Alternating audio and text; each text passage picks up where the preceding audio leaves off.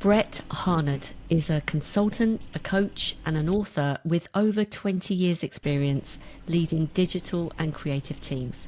He helps organizations solve people, process, and culture challenges with a strategic, human centered approach. A long-time voice in the project management community, Brett actually founded the Digital PM Summit, and he also authored the book Project Management for Humans. And that's where he shares practical insights as well, and also on his website, brettharned.com. Brett, it's an absolute honor to have you on the show. Thank you so much. I'm so excited to be here talking to you. So am I, because we're preparing also to work together in September. If you're listening to this before September 2025, Brett and I are going to be working together at the AM/PM Summit in Atlanta. So all of the details we're going to provide, and we'll probably chat about it as we go through. But before we start, Brett, a warm-up question. Why did you write the book, Project Management for Humans? So, part personal, mostly personal. I kind of fell into project management. I was an account director for an agency, and that agency had recruited me because I was a client of theirs.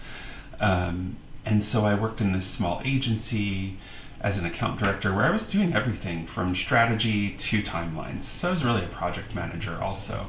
And then I went into a bigger agency and took a more formal project management role that was very much behind the scenes, very much like deep financial reporting, and it wasn't my jam. So I went back to a boutique agency, and in that agency, I started to recognize I was getting a little bit more respect because the role was actually more supported. And I started at the time to really just try to branch out and learn more, try to meet more project managers. I started a meetup, and I found that, a lot of people were not getting respect in the project management role. So for me, it felt like I wanted to get out there and start talking about the practice of project management and writing about the practice of project management in a more positive human way so that people could connect with it and understand what we actually do. And it worked. It was really amazing for me. I mean, at the time I was working for an agency called Happy Cog in Philadelphia.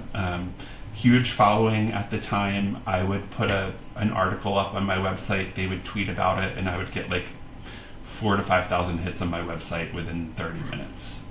So that led to speaking more, writing more, and then really a book just felt like a natural extension because I was working with so many intelligent people who were really great at their jobs, but didn't know the first thing about project management.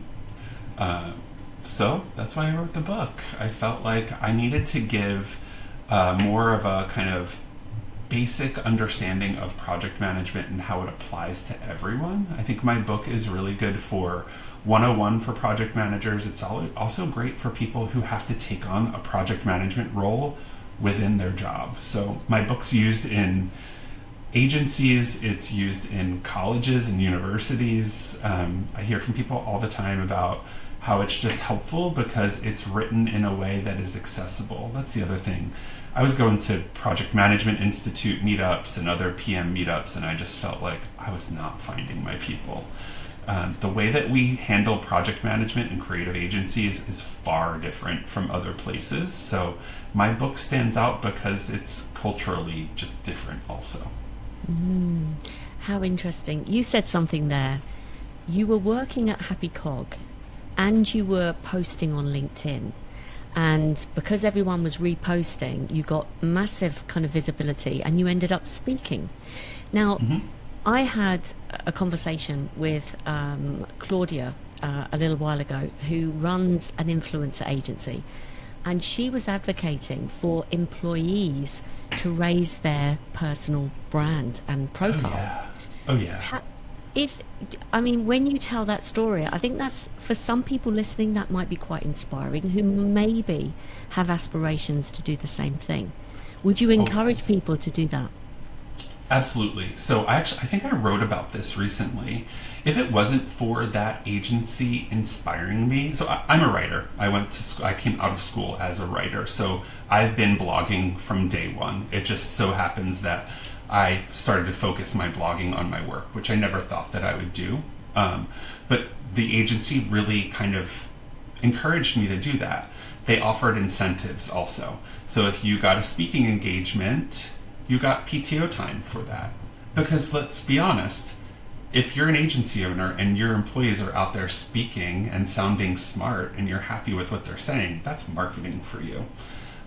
So I tell people all the time, yes, come up with ideas. Because I started the Digital PM Summit, which also came out of that agency as an opportunity. The bureau was actually incubated in HappyCog, and that's where we started that business.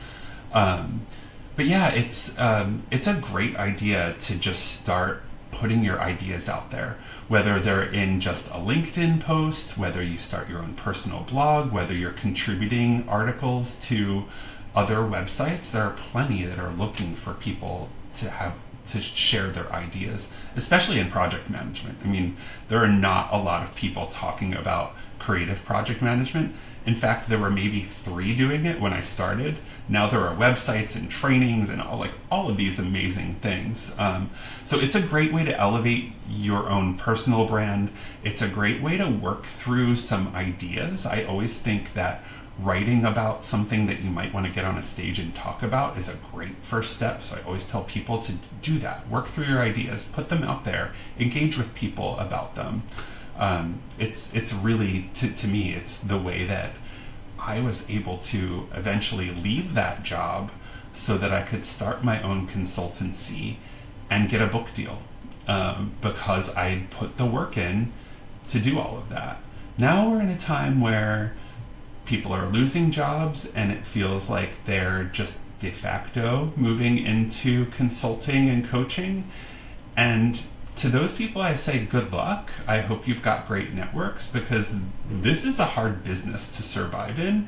And if you haven't done the work to build up a personal brand or have a really strong point of view, then it's going to be hard to attract clients long term. That's very good advice, because you're right, there's a lot of disruption. Some agencies are kind of downsizing the size of their teams, and there are going to be a lot of people looking for, to pivot to different roles. Absolutely. Or work for themselves. And you're absolutely right. I think if you are listening to this, then give it some due consideration to raise your profile if you're not already doing so. You also said something when you started talking about respect in the project management role. Why do you think there's this perception? Do you think that perception of not respecting project managers still exists today? And if not, why do you think there's any lack of respect? This is great. I think back in, when did I start this? 2008, 2009. There was little respect. In fact, there were articles on major publications where designers were just kind of bashing project management in creative. I think we've always been seen as the business side, and creatives don't necessarily want to trust the business side. I also think there are a lot of bad project managers out there who have given project management a bad name. People who don't work with empathy, people who essentially show up as box checkers and think that their team are robots. I mean, that's another reason why I wrote this book. I felt like the human side of project management needed to be talked about, because it's not all about what tool you're using and how quickly you're checking off tasks for your team and if you met the budget. Because guess what? It's at the heart of all of that. It's people.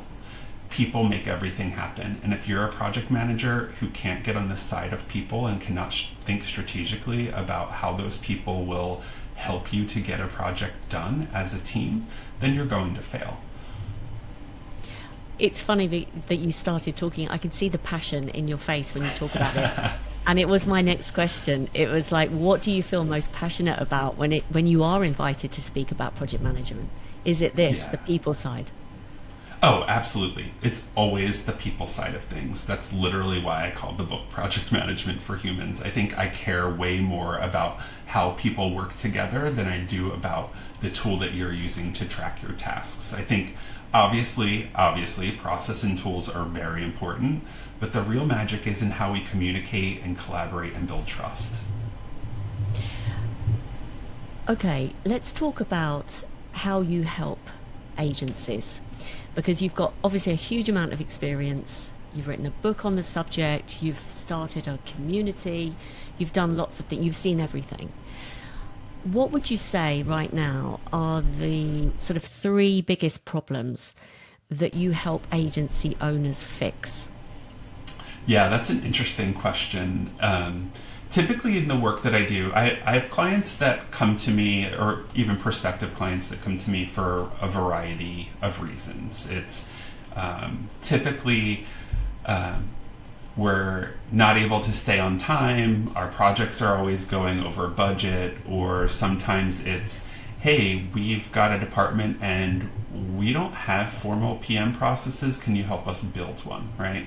So the way that I work is typically I'll do some level of assessment of an agency, because project management has tentacles, right? Project management touches every aspect of your business and impacts a lot of your business. So I'll go in and I'll talk to everyone from an owner down to production level folks and get their perspective on work. What is the culture of how we deliver, right? What are the challenges that we're facing? What are the roadblocks? Then I take a look at tools, contracts. I talk to clients about the client experience, because that is just as important, right? Like, what is our client's experience of delivery? And does it match up with the culture? Are we aligned with the way things are working? Often they're not, and the things that I find are there's unclear role definition, sometimes no job descriptions, particularly when we're talking about account and project management. That's always an issue. Along with that, I find that the PMs who are not supported from the top have a much harder time, and delivery is much more difficult for the team. I often find that processes are unclear. They're not documented. A lot of teams don't have clear playbooks, and I think a lot of agencies think that they don't need playbooks because the team eventually will evolve and processes change, particularly in digital. But those playbooks are important, particularly when you think about growing an agency, onboarding new people, and making sure that you have some really clear boundaries for the way that you work. And then the last thing is, I find communication can be a challenge with teams, particularly with PMs too. It can be really challenging to be the person who has to say, no, we cannot do that, right? Or that is out of scope. Can we talk about increasing our scope? So a lot of times it's me coaching project managers on being more proactive, being more clear and more concise about the work, but also adding a little bit of a human edge to it, working on building relationships with clients so that when you do have to have those tough conversations, it's a little bit easier. So when I help agency owners kind of solve those things, I think in smaller agencies, what I've seen is the owner can kind of back off from the day-to-day project stuff. They get pulled in a lot less because they start to trust their team, and they trust that their team will run the projects well. And that's where the real freedom happens for agency owners, when all of the production level and delivery stuff is cleared up and a little bit easier. They can rest a little easier. This is great, and you've kind of touched on so many different ways that you would approach the task and so many considerations. Probably an agency owner might be thinking about this, thinking, hey, that's a really good idea. Like, what's the culture of how we deliver work? How is the client experiencing how we deliver work? Have we got the processes documented, etc.? So it sounds like a very thorough approach. I mean, when you are lifting up the lid, so to speak, and looking at the mechanics, what would you say if there was someone considering, they recognize a lot of the problems that they have probably stem from what you've just talked about. What would be a typical engagement length? How long would it take to sort this kind of stuff out? I know Yeah. that's how long's a piece of string, but to give someone some Yeah. hope about, does this have to take years and years to kind of fix this stuff? No, it doesn't. It depends on the agency side and how accessible the team is going to be to get on a call with me, essentially. But I would say somewhere between 4 and 6 weeks, I can do a full assessment, come back to an agency owner with a deck and a roadmap for what I think they need to do. And my recommendations, they really vary. They can be anything from, hey, the way your time tracking is set up is just not optimized for you to get the right data to see what you're actually doing and how profitable you are, to things that I mentioned, like, your roles are really unclear. We need to rewrite your job descriptions, or we need to have another look at your process, because honestly, there's a lot of friction in these areas. And sometimes we'll do process mapping, sometimes we'll talk about communication channels and plans. So it can range from really small to large. And I always tell my clients, my goal is to leave you with recommendations and a roadmap that's achievable for you, that you don't need to hire me on to do any of the work for you. But the truth of the matter is, agencies are busy, and making change like this can be really big. So having some help there works. So there's oftentimes I'll be hired on for discrete projects to help clients, lead them through some things. Sometimes it'll be me running workshops that will help to solve some challenges and bubble up even bigger issues and better solutions. Sometimes it's me coaching teams or individuals. I've coached everyone from the CEO to the creative director to the COO to the account manager and project manager on all kinds of topics. So yeah, to me, I love my work because it's all based on people, right? I love working with people. I love solving these challenges and making people feel better about their work. I think, like you have said a few times, the people part is very important, because if the agency only gets someone like you from the external world, some people internally may feel threatened. And actually what you're doing is a change management program, which is quite big. So there's lots of things to consider. Brett, you said that you're a writer, and I want to talk about something that you wrote the other day that ended up going viral. Okay. Oh yeah. We will share it in the show notes, actually, because it was just brilliant. But can you talk about this situation? What made you write this post and get the response to something that had happened in the agency industry? You tell the story, because I don't want to ruin it. Yeah, this was a moment for me. It was really exciting. So I've been writing for years, and I've never, even after publishing a book, never received the reaction that I did on this article that I published on my website and then on LinkedIn. And on LinkedIn is where it kind of just caught fire. So essentially, I read an article in Adweek that said essentially the McCann CEO, McCann, huge agency here in the States, right? They made headlines by saying that they are moving away from their current business model, which is agency of record, right? They're hired to do huge, like multi-million-dollar accounts, I can only imagine, right? And they're moving to a more project-based model because that is where the economy is going. And I think this is just another signal of what we're seeing across the board in our industry of, efficiency, people making cuts. So essentially, as a reaction, the McCann CEO said, hey, we're doing away with account management. Essentially, we're collapsing account management into project management. And my response was pretty simple. It was essentially like, you can't just delete relationship building from your business model. So I wrote, the title of the article is Dear Agencies, You Still Need Someone the Client Likes.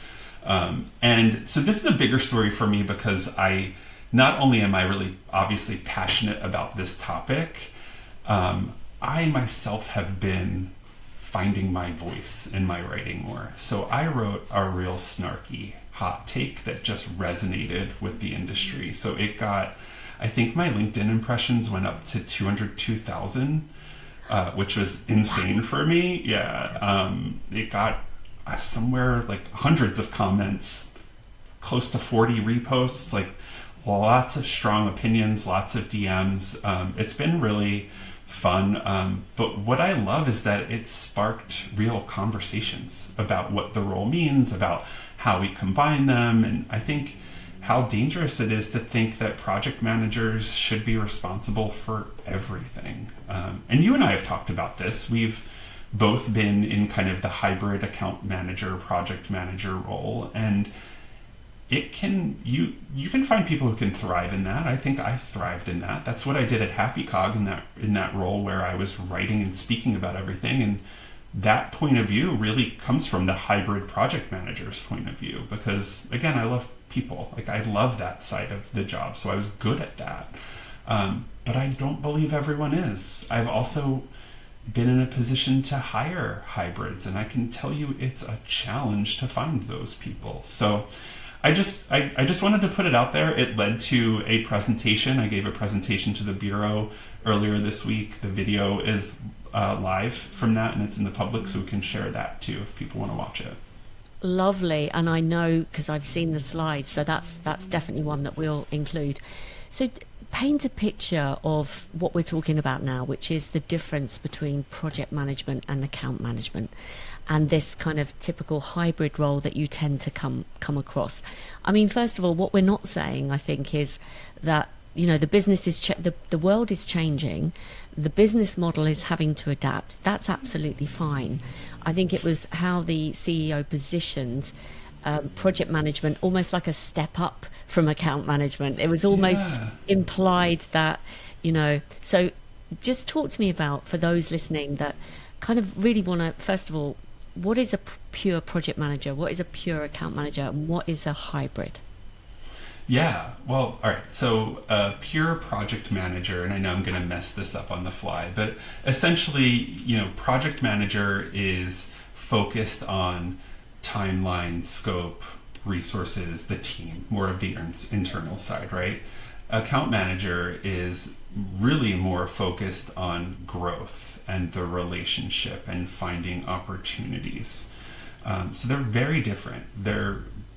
But they're also very similar, right? Because we're both communicating with the client. We both have a stake in the project. And I think what I really get around to in my presentation is the hybrid model sounds efficient, right? But in practice, it can definitely burn people out. You know, asking one person to be the strategist, the relationship builder, the day-to-day planner, the scope manager, the task tracker, that's what I call a unicorn, and it's kind of a fantasy unless you can really find that person. And if you find that person, what I repeat over and over again in my presentation is it can work only if you have the proper structure and support for that person, right? And the right workload. You know, part of what they said in that McCann article was these PMs are going to have something like 15 accounts that they're managing. I can't imagine managing 15 accounts, 15 relationships, and who knows how many projects within each of those accounts. Like, it just sounds like they're setting people up for failure.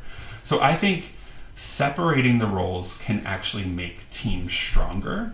I think account managers, again, focus on relationships and growth. Project managers focus on delivery and process. And when that's clear, I think you avoid a ton of tension and inefficiency. The hybrid model basically works better in small teams or on smaller projects, but when things scale, you definitely need dedicated focus, or I think you risk dropping the ball in one area or the other, or both. You talked about providing structure and support for those agencies that might be listening thinking, well, my account managers are hybrid. You know, they're doing the project management, delivery, timelines, cost estimates, but they're also expected to look for upsells, cross-sells, growth, being more strategic. I mean, we've clearly said that it's not ideal, but what when you say they need structure and support, can you just bring that to life a little bit? Yeah, I think by structure, I mean having, again, clear role, clear job description, clear goals that you're following. I think the support of a manager or even a business development team in small agencies, so that you actually have people to go to talk through how to approach some of these things, how to approach a conversation with a client about an idea or an upsell or something that we find is happening in your agency. Along with that, you need structure, right? As an account manager, I need to know that I can pull my team into an account planning meeting. I can meet with my manager to talk about the account and, again, brainstorm some ideas, get the team into a room to brainstorm some ideas.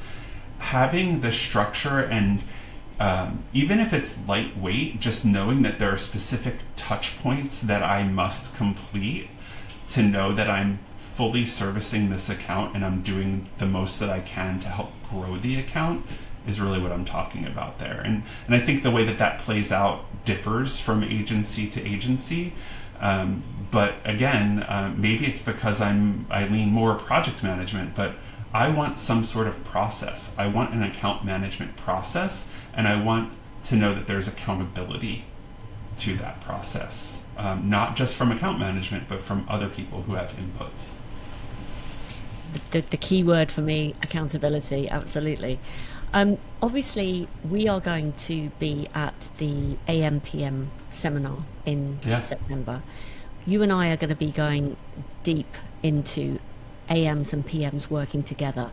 But can you give us some sort of cliff notes on for those agencies that perhaps do separate the roles, what's your sort of view and observations maybe of teams that work particularly well? What's the benefit to the agency of those two teams being separated, and how do they work conducively together? Yeah, I think the benefit is focus. It's, again, and we've talked about this, just the way project managers and account managers are wired as human beings is just different, right? So knowing that we come at the same challenges from different points of view is critical. Account management comes at it from every situation from a relationship, client advocacy, and growth perspective. The project manager is coming at it from a much more structured black and white, is this meeting the scope, what is the next step kind of perspective. And knowing that that's how you're going to handle each of those situations and owning it as an individual, or as a team, because let's be honest, the best account and project managers operate as a team. Knowing that, I think, is half the battle. Dropping ego, dropping the idea that, like, I want to be the main person who the client contacts, like, all of that needs to go out the window. You need to recognize that you're in it together. I think on top of that, making one another accountable to communicate is so important. I've been in situations where I've been the PM and the account managers don't communicate, or the account managers don't publish call notes or action items, so you're left in the dark about what's happening, and then you get surprised about a new project or request. Like, that's a horrible way of operating, right? So you have to be very intentional about communication. I would even say account and PM should have a very regular meeting once or twice a week, just to kind of sync on what's happening across your accounts or the accounts that you're working on together. So to me, that's really the core of it all, is good communication practices. And again, you can structure that. I hate kind of to be the person that's like, you plan everything, but having just a high level idea of how you communicate, how often you communicate, and maybe even having time on a calendar, just, again, keeps you accountable to doing it. Great advice, great tips. Now, Brett, you and I are consultants as well, and we work with agencies who are thinking about separating the teams. So they get that it makes sense. They've currently got hybrid roles, but they want to do it. Now, what advice would you give for agency owners? Because I've seen this play out numerous times, and so have you. And how do you do it successfully? How do you approach it? What do you look for when you're starting that process of separating, Do you look at your existing team members to think, oh, have I got the right people? So what kinds of questions do you think agency owners should be asking themselves? Yeah, it's interesting because I have been brought in more times than not where there's already someone on the team who's ready to kind of like make the switch of roles, right? So they've identified a need. Typically that need is we're growing and our accounts are getting bigger and we need more attention on clients, or we recognize that there's an opportunity that we're completely missing out on, so we want to do this, right? So it's first identifying, what is that? What is the role? What do you want it to be? What type of project manager do you want? What type of account manager do you want? And I say that because, again, we're all doing this differently in agencies. While the idea of the role is the same, the mechanics of the role are not the same across the board. And I think that's okay, but I want agency owners to think about what their business needs. What are your goals for those two roles? And then create the role description, the job description. Again, I'm going to say that. That's so important because that's the thing that people hang on to, and that's how you recruit the right people into the job. From there, it's a matter of looking at your processes. What is your typical project process? I like to sit down in a workshop setting and map that out with a team, and then go through every touch point and talk about who's accountable, who's running meetings, how are those meetings architected, what are the points between those meetings, what are the communication touch points, who's accountable to what are the deliverables, who's reviewing them, how are we going through feedback, what is my role at every damn step of the project. Get super clear about it, right? And then that gets turned into process documentation. You layer onto that the deliverables that you expect project and account management to work on or to deliver as a part of their role. Then you train the team. You also train the entire team, so your entire team knows what account and project management is there to do, because they're the ones who get most confused by the roles and will mix things up. And then you reinforce it from the top, and essentially you start doing the work and you're going to iterate. You're always, the thing about doing this work is that you always plan with the best intentions. You have a future state that you're going after. Then when reality happens, you see that there are little shifts. And you have to make decisions about how you're changing the process, why something isn't working. So I always recommend doing light retrospectives every once in a while and just see, how are we doing? How is account and project management feeling? How are clients doing with the structure? Have we seen any friction points? And then adjusting as you go. I don't think it's a set it and forget it kind of thing, because again, this is a people-based business. Not every account manager and project manager are going to partner in the same way as some of your strongest.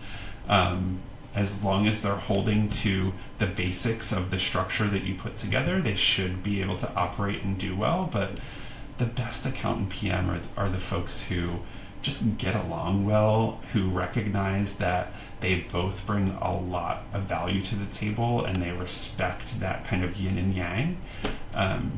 Those are the best. But I think it's all of that structure that really helps to keep things going in a strong way. Again, really good points there, really great advice. And I like the word you used there, was the agency leadership team, to reinforce what they've put in place. This isn't just set it and then it's just going to run by itself. And I'm sure you used the word friction points. Sometimes there are friction points because it's a change to people's roles, Absolutely. identities, structures, processes. So there does need to be that reinforcement and that encouragement. I agree. I also think that it can be fragile, right? Because these relationships can be fragile because, let's say, you've got a challenging client, right? The challenging client goes directly to the PM instead of the AM. The AM gets upset because the PM then addressed the situation and didn't pull them in. We do things as human beings in the moment with the best intention, not recognizing that there are other people in the room who should be there, or not in the room who should be there, right? So I think it's important to recognize that nothing will ever be perfect. You will always, from time to time, have to deal with a tricky client or a tricky situation. And it's not always going to work out perfectly. You're not always going to have all the right people in the room. But this is why, again, communication is so critical. Making sure that I had that conversation, then I followed up with that other person to make sure that they're aware of what's going on, they have a point of view, and they have a stake in this relationship as well. So how can they help to solve it, even if they weren't in the room at the moment? Or how can they be aware of what happened and how to avoid it in the future on this account or others, right? It's a lot of learning is what I found. Yeah, and people have to be, like you said, it's fragile. So there needs to be a lot of encouragement and support, just as you've said. And I think the step that you mentioned about getting the clients involved and their perspective, I spent a few years working for relationship audits, which were, I was auditing client relationships. And one of the questions was, when you think about your relationship with the agency, are you having a relationship with the agency or the individuals? Like, is there any individual that you feel that, it wasn't as leading as that question, but ultimately clients sometimes feel that they've got a relationship with one person. And that is a consideration if you are looking at making this change for existing clients. Are there key relationships that shouldn't really be disrupted? So lots to think about, but as I say, I'm really looking forward to deep diving this. Me too. And answering all the questions everyone has in September, so that's going to be fun. Brett, no podcast episode can go by without the words or the letters AI. So can you give me your perspective, your point of view, your observations about how we see AI impacting particularly the role of project management maybe, and maybe the agency business model as it is? Yeah. Honestly, I think most of us are still figuring it out. Just this week, I am recognizing more and more people are not using AI in agencies in ways that I thought that they were. I think people are still scared of it. And for me, I was there probably 6 or more months ago. And then a switch flipped in me, and I got really curious, and I dove in and I just started exploring what was possible. And I think I'm encouraging people to do that. I think if you're not doing that, good luck on finding your next job, because AI is here to stay, right? I think some project managers are being told, hey, go figure out how to use AI without a lot of support, without a lot of knowledge. And it's overwhelming and it's a little scary, because the way that some PMs interpret go figure out AI is go figure out what your replacement is, right? But I don't believe that that is the future. I think AI, from the testing that I've done in AI in project management, and let's be honest, AI is being incorporated into all of your project management tools as features in some ways. It's not all about prompting and chat GPT. But any of the work and exploration I've done has taught me that, yeah, this still requires a human. Like, this might make me a tad more efficient, but anything that AI gives back to me needs double, triple checked. So I think a lot of people are sticking to the safe stuff, like writing better emails, but haven't really recognized or realized the real power that AI can bring to team collaboration and even process efficiency. I think, thankfully, some of those project management tools will kind of just bake in that efficiency in ways that makes the PM role a little bit lighter. And the way that I see it is, again, not as a replacement for the role, but an assistant on the workflow that as a PM you should be happy to have, because it allows you to focus on the people more. Because any problem that you deal with the origin of it is people. So just, again, building relationships, understanding people's motivations, talking through roadblocks, issues, challenges they're having. That's what a good PM does. We are so aligned. I think that's Yay. great. Yay. I think what you've just said, I think it's probably quite reassuring for lots of people, because I've been referring to AI as a tsunami and a freight train, because it's coming whether we like it or not. And to your point about, we better start using it and just incorporate it. Don't think of it like another thing to do, which probably some people do, and also people who possibly are a little bit nervous, scared, whatever. So I think that's great advice, and it's probably quite reassuring for a lot of people. I also want to just add, I think account managers should be out there talking to clients about AI. How are you using AI? How is it impacting you? How is it impacting your industry? How might we work together with some AI solutions? I think if account managers aren't getting curious about what our clients are doing with technology and how we can help them, then that's a huge, huge missed opportunity. Again, 100% agree. We are the ambassadors for the business, and we should be initiating those questions. I totally agree. Okay, I'm just conscious of time, and I've got a couple more questions. Is there anything else that you see in the future for agencies, apart from the freight train that is AI? Is there any thing that you're seeing, any changes happening, just general observations about how the industry is moving forward and changing? I mean, it's all kind of in the basis for this conversation in that article, I think. I think we're going to see more agencies, particularly the larger, kind of more traditional agencies, doing more project-based work, changing their models.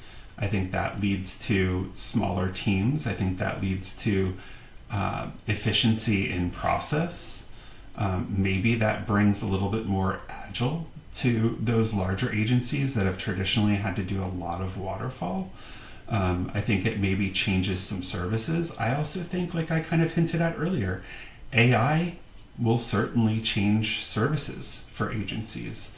How we're using it, I'm sure that you've seen some stories about Pentagram using AI to generate art. It's all, they're hot topics. They're things that people aren't sure how they feel about them. Generally, they feel negative about it. But I do think eventually more and more people are going to come around to the value of that efficiency. My fear is that we go too far, that we don't respect the people who do a lot of this work, and that we try to replace them in negative ways. So my hope is we don't go that far with it, but I do think AI is a big part of the future. You can't not talk about it. It's interesting. There's been Klarna, I think, came out a few months ago saying we're going to get rid of people, and then they've reversed the decision. So that was their customer support people, and then Amazon have just announced they're going to be losses. So I think, look, we're going to see a lot of that coming up. But as I think your advice is very well put. Just upskill yourself, be curious, start to incorporate it, be open-minded. So, Brett, thank you so much for sharing all of your wisdom and your advice. For those listening finally, before we go, is there anything that I haven't asked you that you would like to say? Because I know you're a fountain of knowledge. Is there anything we haven't touched on that you think might be valuable to any agency, maybe that are struggling right now, that you could offer? I do think, thank you for that opportunity. There's not much I would say. I do think a lot of agencies are struggling right now. I've seen a lot of teams have hard times this past year. I want everyone to have hope. I want everyone to know that we're going to come out of this. I think people are starting to see work come back. At this point, I think it's so important for agency owners and even just leaders within agencies to focus on their people, especially if you're remote and people are at home and they're not connecting as much. Now is a really great time to focus on your team's well-being, making sure that they're not overworked, they're not burnt out. I think a lot of people are experiencing burnout at the moment just because of the state of the world. It's not necessarily because of the work that you're doing or how your business is going. People are burnt out. So respect that. Check in with the humans on your team and they'll respect you for that. Lovely. What a nice way to end. Brett, who would you like to hear from, and what's the best way of reaching you? Sure.